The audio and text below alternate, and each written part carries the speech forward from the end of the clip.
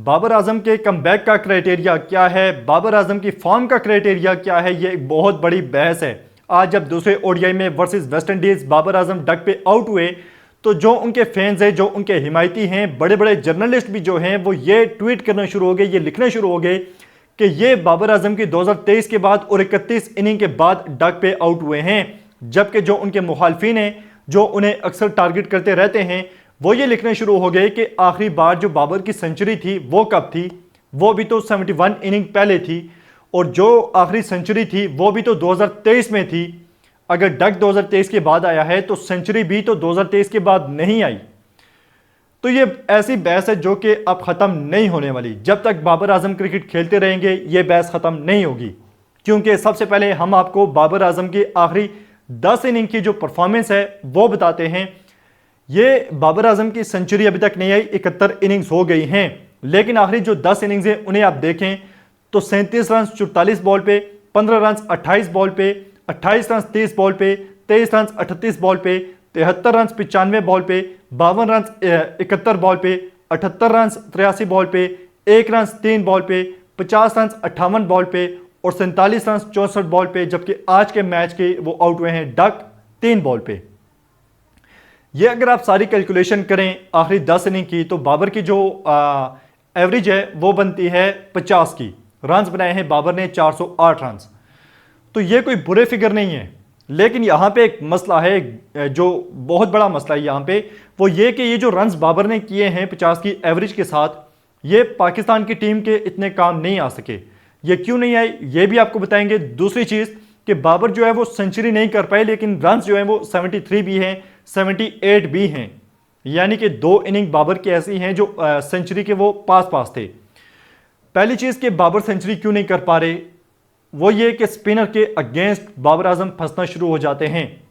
और एक और जो प्रेशर उन पे सोशल मीडिया का है, क्योंकि हमने अक्सर देखा है कि उनके जो वालिद साहब हैं वो भी सोशल मीडिया पे आके सोशल मीडिया पे जो उन पे तनकीद करते हैं उन्हें जवाब दे रहे होते हैं, यानी कि वो इस चीज़ को फील तो कर रहे हैं ना। अगर बाबर आजम के वालिद साहब कुछ लिखते हैं तो यकीनी तौर पे बाबर आजम भी वो चीज़ पढ़ते हैं, देखते हैं और सुनते हैं। तो 2 चीज़ों का बाबर पे बहुत बड़ा प्रेशर है। पहला, जो उन्हें हमने मिलाया था विराट कोहली के साथ, जो कंपैरिजन हमने स्टार्ट किया था विराट कोहली के साथ, और ये कहा था कि बाबर ये भी रिकॉर्ड तोड़ेंगे, ये भी रिकॉर्ड तोड़ेंगे, और बाबर ने वाकई रिकॉर्ड तोड़े, बहुत से रिकॉर्ड तोड़े। लेकिन हर गुजरते दिन के साथ हमारी एक्सपेक्टेशंस बढ़ती गई और बाबर आजम से हमारी एक्सपेक्टेशन सिर्फ और सिर्फ सेंचुरी की ही रह गई, क्योंकि बाबर जो है वो सेंचुरीज का रिकॉर्ड बड़ी तेज़ी के साथ तोड़ते आ रहे थे। तेज तरीन 10 सेंचुरीज भी थी, 5 भी थी, 20 भी थी, 19 भी थी, 5000 ओडीआई में तेज तरीन रन भी थे बाबर के। तो बहुत से रिकॉर्ड बाबर तोड़ रहे थे और हमारी एक्सपेक्टेशंस बढ़ गई थी।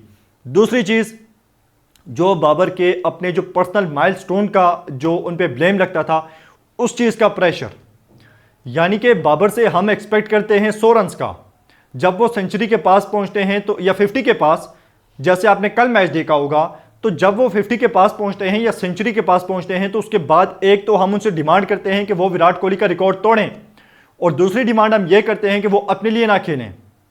तो सेंचुरी और 50 का जो उन पर प्रेशर है वो बहुत ज़्यादा है और वो उस प्रेशर से नहीं निकल पा रहे। क्योंकि आखिरी अगर आप इनिंग्स देखें, 10 इनिंग में 50 की एवरेज 408 रन, ये बुरे नहीं थे, लेकिन कुछ इनिंग्स ऐसी थी जिनमें बाबर बहुत स्लो खेले और पाकिस्तान को बहुत महंगी पड़ी, पाकिस्तान मैचेस हारा। और आखिरी जो बाबर के 150 थे वो नेपाल के अगेंस्ट थे एशिया कप में 2023 के। अभी जो सीरीज चल रही है वर्सेस वेस्ट इंडीज, यहाँ पे बाबर के जो फैंस हैं उनकी एक्सपेक्टेशंस बहुत ज़्यादा थी।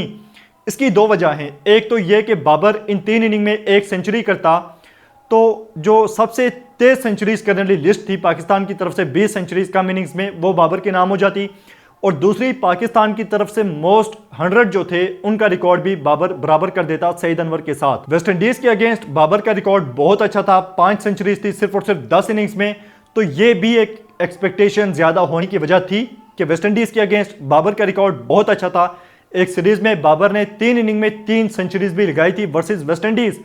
तो यहां पे ये एक्सपेक्ट किया जा रहा था कि 3 इनिंग में बाबर 1 सेंचुरी कर देगा। बाबर आजम को सेंचुरी करने के लिए सबसे पहले तो अपनी टेक्निक बेहतर करनी पड़ेगी स्पिनर के अगेंस्ट, क्योंकि बाबर जो है वो 60 भी बनाता है, 70 भी, 80 भी, लेकिन वहां पे जाके उसे स्पिनर पकड़ लेते हैं। हमेशा बाबर फंसता है स्पिनर के अगेंस्ट, चाहे वो हो कुलदीप यादव हो, उसके अलावा जेम्पा हो, उसके अलावा सेंटनर हो, और अभी जो मोटी मतलब कोई भी बॉलर जो स्पिनर है वो बाबर को फंसा लेता है। तो बाबर को स्पिनर के अगेंस्ट अपनी टेक्निक बेहतर करनी पड़ेगी। और दूसरी जो अपने पर्सनल माइलस्टोन का जो उन पे प्रेशर आ जाता है, जाहिर सी बात है वो डिमांड हमारी ही तरफ से थी कि विराट कोहली के रिकॉर्ड टूटेंगे और बाबर वो रिकॉर्ड तोड़ेगा। तो बाबर को इन सारी चीजों से बाहर आ जाना चाहिए, क्योंकि जब बाबर आजम फ्री हैंड खेलता है और अपने फ्लो में खेलता है तो बाबर आजम जितना खूबसूरत प्लेयर कोई नजर ही नहीं आता। लेकिन जब बाबर आजम अपने पर्सनल माइलस्टोन्स के पीछे चलता है तो वहां पे उसका स्ट्राइक रेट भी गिरता है, क्योंकि शॉट्स हैं बाबर आजम के पास, बहुत खूबसूरत शॉट्स हैं, वो स्ट्राइक भी रोटेट करता था। लेकिन अब बाबर जैसे ही अपने किसी 50 के पास, सेंचुरी के पास या कोई भी ऐसा माइलस्टोन आता है तो वहां पे वो फंसना शुरू हो जाता है और उसके बाद आउट हो जाता है। और एक और चीज वीडियो के आखिर में आप सबसे एक दरख्वास्त है कि जैसा भी है बाबर पाकिस्तान की तरफ से खेल रहे, पाकिस्तान का प्लेयर है। बहुत से लोग विराट कोहली को ऊपर दिखाते हुए बाबर को नीचा दिखाने की कोशिश करते हैं। कोई डाउट नहीं है कि विराट कोहली दुनिया का बेहतरीन बल्लेबाज है, लेकिन आपको ये बात पता होनी चाहिए कि पाकिस्तान के पास भी बाबर जैसा प्लेयर नहीं है। और बाबर आजम जब अपने अंदाज से खेलते हैं और शुरू की आप उनकी इनिंग्स देखें अगर, तो बहुत खूबसूरत प्लेयर था बाबर आजम। लेकिन उसके बाद जो सोशल मीडिया का होता है कि चढ़ते सूरज को सलाम, और उसके बाद चंद गंदी परफॉर्मेंसेस के बाद अंधाधुंध तनकीद, उसके बाद कप्तानी लेना, कप्तानी का प्रेशर हैंडल ना कर पाना, बहुत सी चीज़ें गलत हुई। लेकिन इसके बावजूद अगर बाबर आजम खेलेंगे, फ्री हैंड खेलेंगे, तो हमें उम्मीद है कि वो कम बैक कर लेंगे और सेंचुरी भी बनाएंगे। और बाकी अगर आप ये सोचते हैं कि सेंचुरी ही क्राइटेरिया है तो आप गलत हैं, क्योंकि 70 रन, 80 रन, 50 रन ये कम नहीं होते। अगर इस तरह बाबर रन करता रहे और स्ट्राइक रेट अच्छा हो, स्ट्राइक रेट कम ना हो, मतलब अपने रनों के लिए ना जाए और जैसे उसकी गेम है वैसे खेलता रहे, तो ये गंदे रन नहीं हैं। आपकी जो एक्सपेक्टेशंस हैं उन्हें कम रखें। अगर 50, 60, 70 रन कर जाता है तो ये एक अच्छे रन समझे जाते हैं, बुरे रन नहीं हैं।